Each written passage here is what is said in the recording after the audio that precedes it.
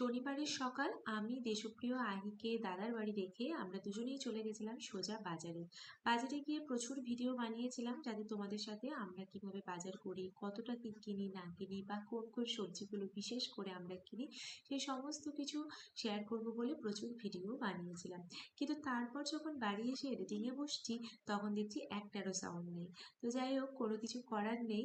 তো আমি voice over দিয়ে কাজ চালাচ্ছি, আর আজকেই প্রথম বাজারে গিয়ে দেখলাম এবছরের জন্য প্রচুর মটরশুঁটি উঠেছে।